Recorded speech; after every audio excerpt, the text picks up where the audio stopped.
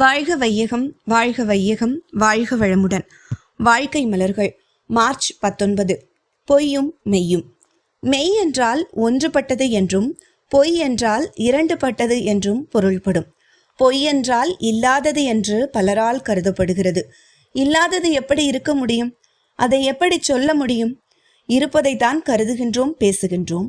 ஒருவன் ஒரு பொருளை வைத்திருக்கிறான், ஆனால் கேட்பவர்களுக்கு அப்பொருள் இல்லை என்று சொல்லுகிறான். இந்த இடத்தில் இல்லை என்று சொல்லுவதை பொய் என்று சொல்லுகின்றோம். அந்த பொருளை அவன் வைத்திருப்பது அவன் உள்ளத்தில் மறைந்து விடவில்லை, வேறு ஏதோ காரணத்தால் இல்லை என்று சொல்லுகின்றான். அவனுடைய உள்ளத்தில் அப்பொருள் இருப்பது இல்லை என்று சொல்ல வேண்டும் என்பது ஆகிய இரண்டும் இருக்கின்றன.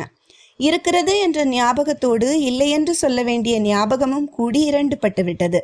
அதே பிளவுபட்ட கருத்து சொல்லிலும் வந்தால் அதை பொய் என்று சொல்லுகின்றோம்.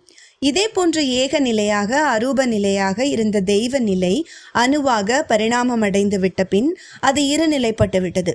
இவைகளில் பின்னர் தோன்றிய அணு முதல் அண்ட கோடிகளையும் அவைகளின் இயக்க நிகழ்ச்சிகளையும் வேதாந்திகள் பொய் என்று சொல்லுகின்றார்கள், அதாவது இரண்டுபட்ட நிலை என்று சொல்லுகின்றார்கள்.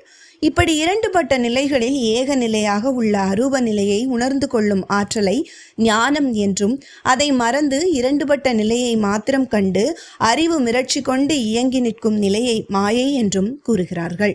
அருள் தந்தை வேதாத்ரி மகரிஷி.